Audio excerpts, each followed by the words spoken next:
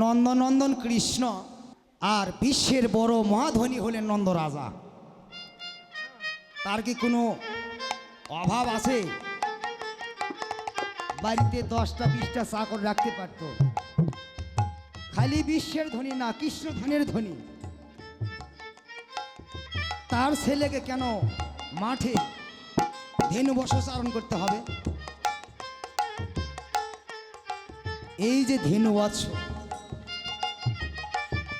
এরা কে ছিলেন জানেন? এরা ছিলেন স্বর্গের দেবতা। এরা এই রাখালদের গোচারণ দর্শন করে, রাখালদের সঙ্গে গোবিন্দের খেলা দর্শন করে স্বর্গে বসে কাঁদলেন, হে গোবিন্দ, বড় সাধনা করে স্বর্গ লাভ করেছি। গোবিন্দ তখন জিজ্ঞাসা করলেন, তাহলে তোমরা আবার কেন অঝরে কাঁদছ? বলছে, স্বর্গ পেয়ে আমাদের কি লাভ হলো? তোমার সঙ্গ তো আমরা পেলাম না। তাই গোবিন্দের চরণে অহেতুক মিনতি নিবেদন করলেন, হে গোবিন্দ, তুমি আমাদের বৃন্দাবনে জন্ম দাও, যে কুলেই জন্ম দাও, যত ছোট কুল হোক আমরা স্বীকার করতে রাজি। ভগবানের কাঁদাতে, ভক্তের কাঁদাতে ভগবানের আসন চলে গেলেন।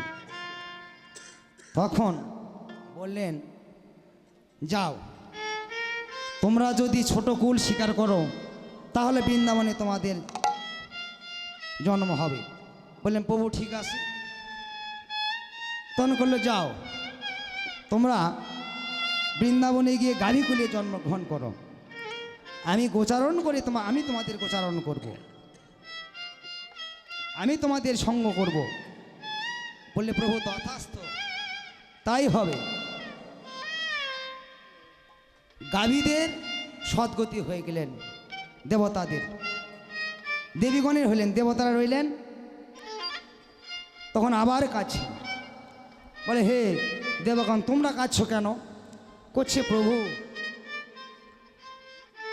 আমার পত্নীদের তো গতি হয়ে গেল, আমাদের কি গতি হবে?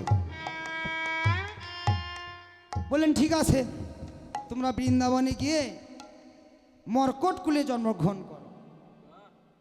হরি বল। মর্কট মানে বানর, ওরা বানর কুলে জন্মগ্রহণ। দেখবেন বৃন্দাবনে হাজার হাজার বানর। যাই হোক, বহুত কথা, এখন তো বেলা, তাই গোবিন্দ যখন অধর মুরলিতে ধ্বনি করলেন, বললেন কি, ওরে যে ধনে যে বনে ছিল ফিরায়া একত্র করলো, চালাইল গোকুলের মুখে, চালাইল গোকুলের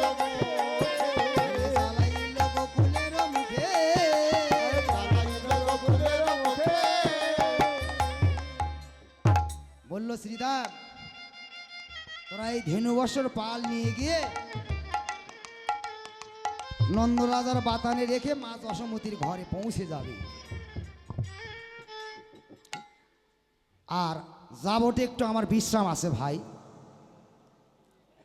সকল রাখালগণ ধেনুবর্ষর পাল নিয়ে চলে গেলেন। ওদিকে শ্রীদাম যাবটের নিকটে এসে, নন্দরাজার গিয়ে সামনে এসে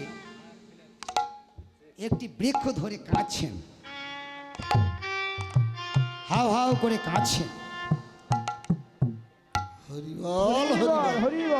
আমার একটি জেঠমা দান করেছেন, ওনাকে আশীর্বাদ করবেন যেন বৈষ্ণব ভক্তি লাভ করে।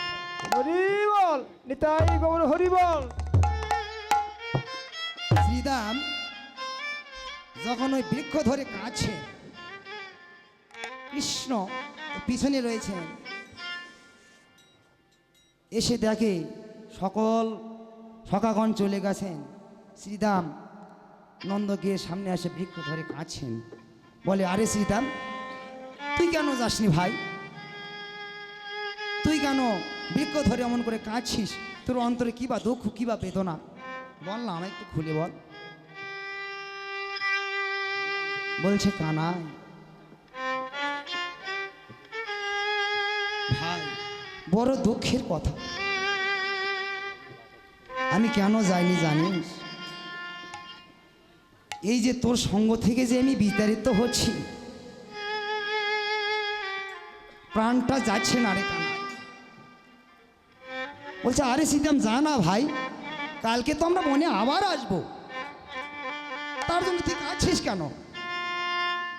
শ্রীদাম কানাইয়ের কথা শুনে বড় বেদিত অন্তরে কত কত কণ্ঠে কইলেন, কানাই রে, আজকের নিশে যদি আমার আর প্রভাত না হয় ভাই, হরি বল। তাহলে তো তোর সঙ্গ আর পাবো না কানাই।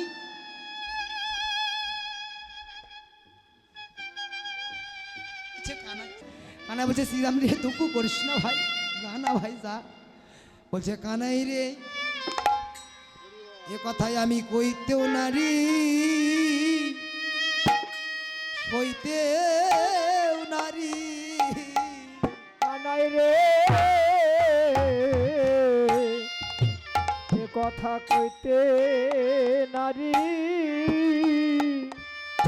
হইতে নারী, কথা কইতেও নারী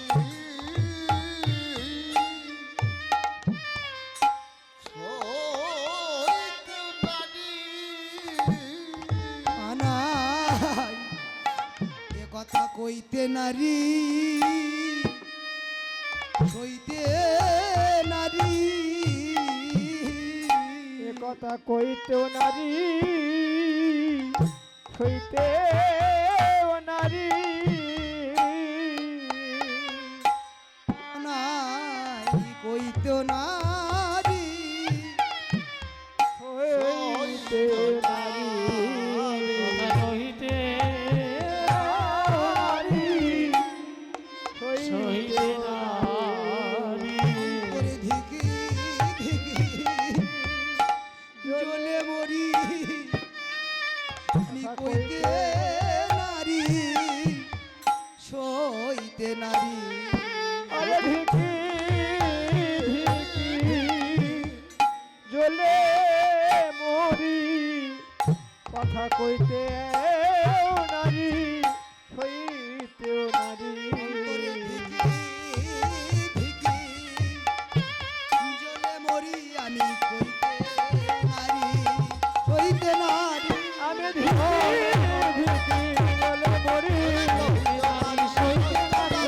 ধিকি জ্বলে মরি, হইতে নারী হইতে নারী।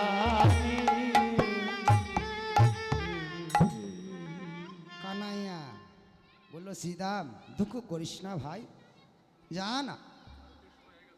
তাই শ্রীদাম তখন নন্দরাজার গৃহে পৌঁছে গেলেন।